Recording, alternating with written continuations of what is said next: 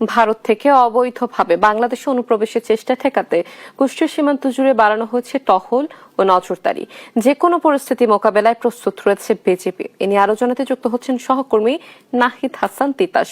আমরা যুক্ত হচ্ছি তিতাসের সঙ্গে। তিতাস, সীমান্তের সার্বিক পরিস্থিতি এখন কেমন দেখছেন এবং টহল কতটা জোরদার করা হয়েছে সেখানে জানাবেন।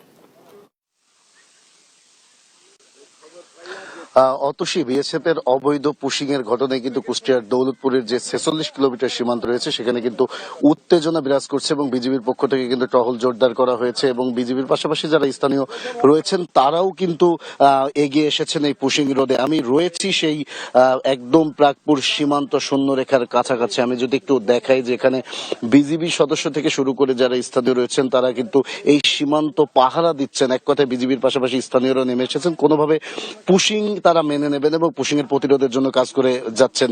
আর এদিকে আমি যদি একটু জানিয়ে রাখতে চাই আপনাকে যে গত শুক্রবারে ভোরে 12 জন নারী, পুরুষ এবং শিশু সহ কিন্তু ভারতীয় বিএসএফ অবৈধভাবে পুশিং এর চেষ্টা করে। এটি বিজিবি এবং স্থানীয়দের প্রতিরোধের মুখে তারা পড়ে এবং তাদের ফিরিয়ে দেওয়া হয়। তারা এখন পর্যন্ত যে শূন্য রেখা রয়েছে অর্থাৎ শূন্য প্লার রয়েছে সেখানেই কিন্তু অবস্থান করছেন, অর্থাৎ 148 নং যে প্লারে সেখানেই কিন্তু অবস্থান করছেন এবং আজকে প্রায় 50 ঘন্টা পেরিয়ে গেছে, তারপরেও কিন্তু এখন পর্যন্ত কোনো ধরনের এই ঘটনাটির সুরাহা হয়নি। অর্থাৎ দফায় দফায় বিজিবির পক্ষ থেকে বিএসএফ কে চিঠি আদান প্রদান হয়েছে এবং এছাড়াও কিন্তু গতকাল 9:30টার সময় পতাকা বৈঠক অনুষ্ঠিত হয়েছে বিজিবি এবং বিএসএফ এর মধ্যে কোম্পানি কমান্ডার পর্যায়ে। তারপরেও কোনো ধরনের কোনো সমাধান এখন পর্যন্ত হয়নি। আমরা বিজিবি সূত্রে যেটা জানতে পেরেছি যে বিএসএফ যেটি বলেছে যে আসলে তারা পুশিং এর বিষয়টি সম্পূর্ণ অস্বীকার করেছেন এবং তারা বলেছেন যে আসলে যারা এখানে 12 জন শূন্য রেখায় অবস্থান করছেন তাদের পরিচয়, নাগরিকত্ব যাচাই বাছাই করবেন, তারপরে কিন্তু তারা বিজিবিকে জানাবেন যে আসলে এই 12 জনকে তারা নেবেন কি নেবেন না। এছাড়া